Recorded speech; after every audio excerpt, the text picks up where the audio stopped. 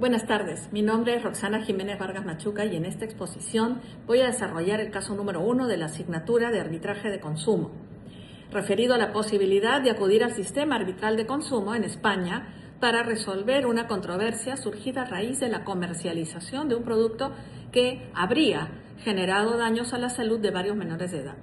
Para explicar este caso, me referiré a los hechos primero y a las partes involucradas. Luego explicaré cuál es el problema central, en mi opinión.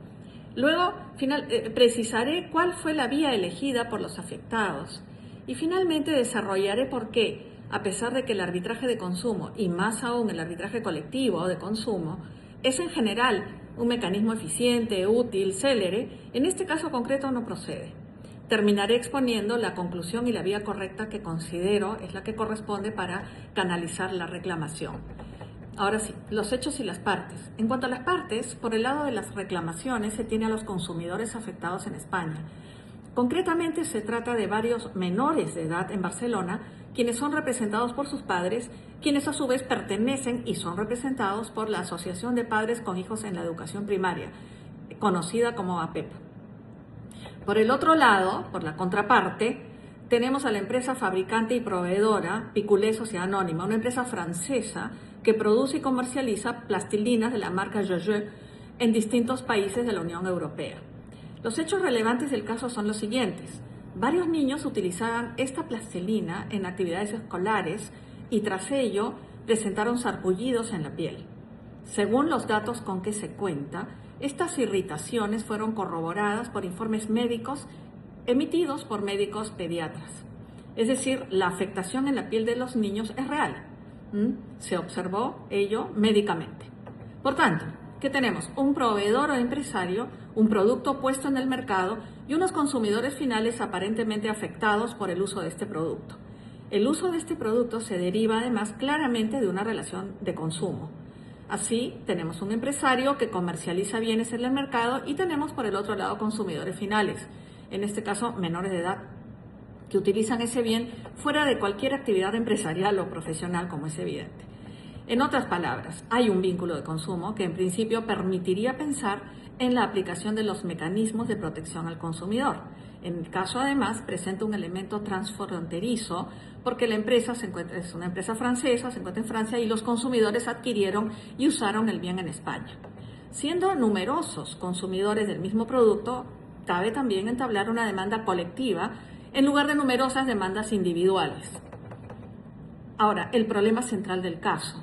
En este caso, donde hay colectividad en las reclamaciones, el obstáculo no radica en que un porcentaje, que fue 30% de los padres, se haya retirado del procedimiento. Ese dato del caso no lo invalida, no genera ninguna clase de obstáculo en este arbitraje. Porque recordemos que presentan una demanda judicial, ¿no? Y ya entablada la demanda judicial, deciden las partes, o sea, los que reclaman, los demandantes y la empresa demandada, deciden salir, ¿no?, de la justicia ordinaria y acudir al arbitraje de consumo.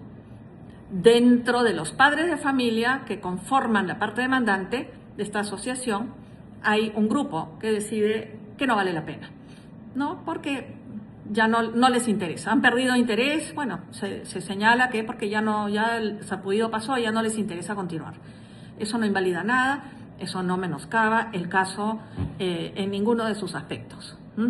Entonces, el problema de este caso es que la controversia versa sobre una posible afectación a la salud. Ese es el problema que tenemos que enfocar, ¿no? Una intoxicación que generó un sarpullido en la piel.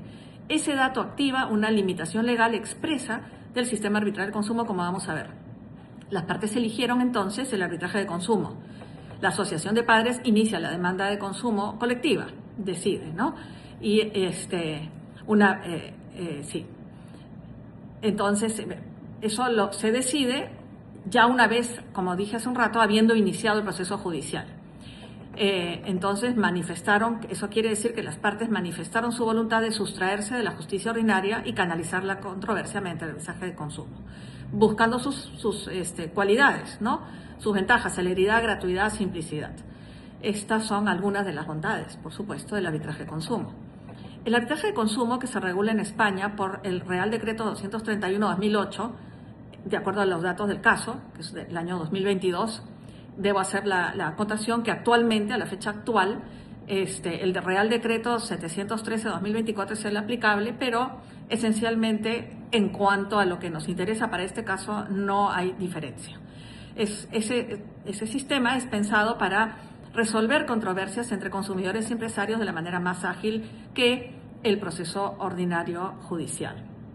Es una vía atractiva, reduce costos y reduce tiempos.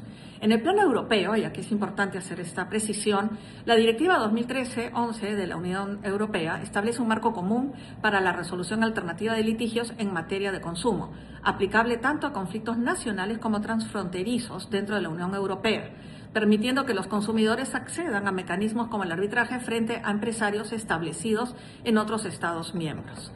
La Directiva 2020 1828 de la Unión Europea también refuerza la tutela de los intereses colectivos de los consumidores al habilitar a entidades representativas para actuar frente a prácticas empresariales que afecten a consumidores, incluso en escenarios transfronterizos también, consolidando así un sistema europeo orientado a garantizar una protección efectiva más allá de las fronteras nacionales. En conjunto, ambas directivas reflejan la lógica del mercado interior europeo, en el que las relaciones de consumo no se limitan al territorio de un solo Estado, sino que permiten que un consumidor español pueda accionar mecanismos de protección, ¿no?, si existe consentimiento en términos generales, frente a una empresa francesa, sin que la ubicación del empresario constituya un obstáculo para el acceso a la resolución del conflicto.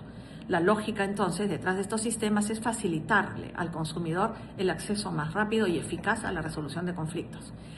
Este sistema no tiene un ámbito de aplicación ilimitado, y ese es el punto al que quería llegar.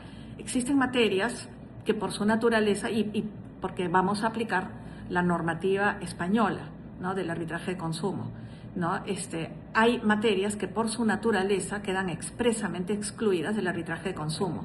En particular, el Real Decreto 713/2024, que ya mencioné, en su artículo 2.2, literal A, en línea con lo previsto en el artículo 2.2 del Real Decreto 231/2008 y el artículo 57.1 del Real Decreto Legislativo 1 del 2007, no pueden, según ellos, no pueden someterse a arbitraje de consumo controversias que versen sobre intoxicación, lesión, muerte o aquellas en las que existan indicios de delito.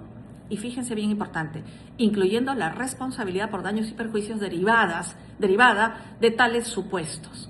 Por tanto, en términos generales, la elección del arbitraje no es improcedente en abstracto. Tiene sentido que acudan a esta vía, pero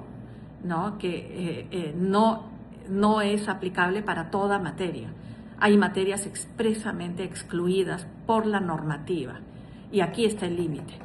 El sistema arbitral de consumo, entonces, está regulado en España por el Real Decreto 231/2008. Aquí, en su artículo 2, como ya señalé, se fija el ámbito de aplicación, ¿no? No podrán ser sujetos las controversias surgidas entre consumidores o usuarios sobre materias que no sean que no se encuentren, ¿no?, incluidas, es decir, no se podrá arbitrar sobre materias excluidas, ¿no? En el artículo 2.2 se encuentran las exclusiones que ya las mencioné, ¿no? Intoxicación, controversias sobre intoxicación, lesión, muerte o aquellas en las que existan indicios racionales de delito, incluyendo la responsabilidad por daños y perjuicios directamente derivada de ellos. Acá, si se quiere solicitar una indemnización, esa indemnización derivaría de una controversia que tendría que ventilarse respecto de los daños a la salud. Este es el núcleo. No se trata de una cuestión meramente contractual, como un retraso en una entrega, una falta de información, incumplimiento menor en la prestación de un servicio o un bien que tiene defectos o un aparato que no funciona. Acá se denuncia lo relativo a un producto que habría causado sarpullidos en la piel de las personas, de estos menores de edad. Es una posible lesión o afectación a la salud. Entonces, la norma excluye ese tipo de cuestionamientos, ¿no? Si aplicamos la regla al caso, el resultado es claro. Los menores utilizaron la plastilina y posteriormente presentaron sarpullidos. fue esto corroborado por los informes médicos. Entonces, esa es la alegación. No estoy diciendo que eso haya sido así. Eso es lo que tendría que acreditarse, que ese producto tenía tales características que generaron esas lesiones en la piel de los niños. Eso es lo que tendría que acreditarse, ¿no? Entonces, está dentro de la exclusión expresamente provista. La lógica que yo entiendo, subyacente a esta regulación, radica en que la naturaleza del arbitraje de consumo es la celeridad, y la simplicidad, sin que tengan cabida actuaciones probatorias de complejidad considerable ni que se extiendan en responsabilidades de magnitud, más allá de un producto defectuoso como una licuadora, un colchón, un servicio inadecuado, ¿no? Por ejemplo, en el caso de la plastilina, podría haberse demandado si la plastilina no era del color ofrecido, no tenía la textura ofrecida, o se hacían grumos, se rompía. Eso podría haber sido, pero lo que se está cuestionando acá es de otro orden y por eso encaja en la exclusión legal, ¿no? ¿La consecuencia cuál es? La solicitud de arbitraje no debería ser admitida. Entonces, la Junta Arbitral, y en su caso, suponiendo que no lo haga, el Tribunal Arbitral debe declararse incompetente en razón de la materia. ¿Cuál sería la vía correcta? Para mí, ¿no? La vía ordinaria, con estaciones probatorias extensas, instancias judiciales, porque fíjense la tremenda responsabilidad que podría derivarse y además el interés general también que existe en un caso como este, ¿no? Para reclamar esa responsabilidad por daños a la salud, ¿no? La vía judicial va a permitir, por tanto, analizar con mayor amplitud cuestiones como existencia de efecto del producto, afectación a la salud de las personas, nexo causal entre el producto y el daño, cuantificación de la indemnización y, en su caso, ¿no?, la articulación, de ser el caso, de una reclamación promovida por una entidad representativa. Ese sería mi resumen que está plasmado en el mapa mental que he adjuntado. Muchas gracias.